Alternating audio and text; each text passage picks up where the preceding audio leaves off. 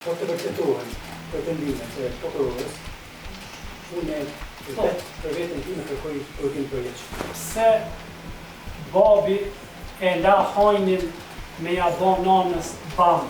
Mendime për të kryer vetvrasje.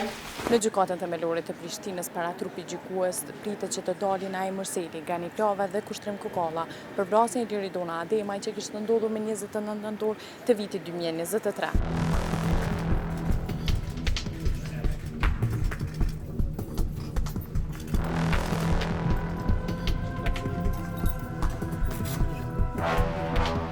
Në seancë, të akuzuarit nuk pranuan fajsinë dhe secili veç e veç u deklaruan.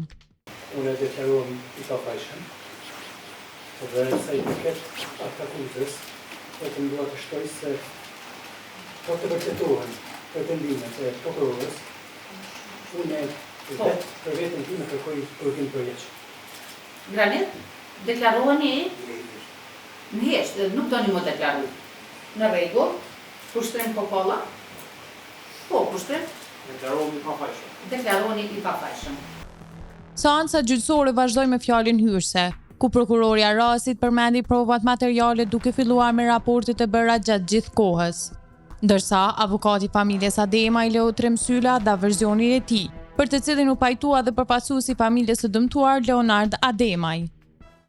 Konsideroj që ky shqyrtim gjyqësor për të kuptuar të vërtetën e plot, sepse Liridona Ademaj u privuan nga jeta në mënyra çdima. Besoj se para kësaj gjykate do të jepet përgjigje pyetjes së babait të Liridonës, pse Nail ti mundet të dalësh me fëmijët nga vetura e dona meti mrena. Pyetjes së fëmijëve të Liridonës, pse babi e la hajnin me ja ba nanës bam. Pyetjes së nanës Liridonës, pse s'ko me pa ma Liridonës. Pyetjes Leonardit, se pse Naimi po mundet aq qetë një vërtit fëmijëve atë natë. Leonard, ndëgjuat fjalën gjyqëse të prokurorës së shtetit dhe përfaqësuesit tuaj të autorizuar. I mbështesni fjalë hyrëse të prokurorës dhe të avokatit? Atë unë mbështes fjalët e avokatit plotësisht dhe të prokurorës. Nga ana e të akuzuarve, avokatët e tyre paraqiten fjalët hyrëse.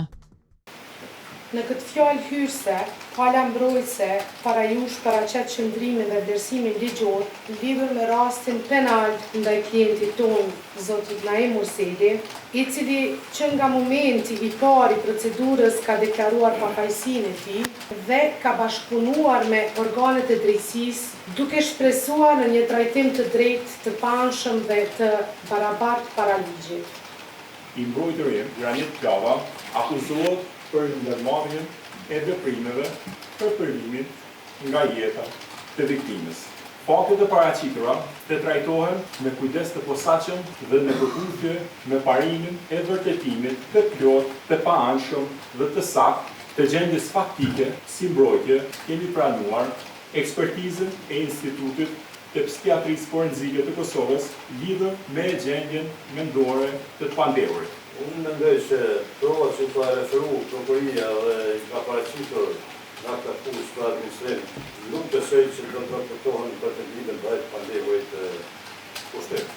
Nëse fillojmë nga provat para ngjarjes teknike, vendin ku janë taku pandehurit Naim edhe Granit, u supozohet nga vendi I ngjarjes, me asnjë provë nuk vërtetohet fillimisht prezenca e pandehurit Kushtrim. Në fund, avokatja të akuzuarit Mërseli bëri kërkesë për ekzaminim psiqik të klientit e tij. Kërkesa u pranua nga trupi gjykues. Në gjatë vizitës tonë në qendrën e paraburgimit, në Dys, burgun e sigurisë të lartë, gjatë bisedave me të njëjtin, kemi hasë si mbrojtës. Unë dhe avokati Shamsidin Piraj kemi vrejt një gjendje labile, jo të qëndrueshme, mendime për të kryer vetvrasje. Andaj si mbrojtje kemi konsideru se është e domosdoshme që të sigurohet mendimi dhe konstatimi I ekspertëve të lëmisë përkatëse. Trupi gjykues pas këshillimit me vendim aprovohet propozimi i ndrojtës të pandehurin në Mërseli,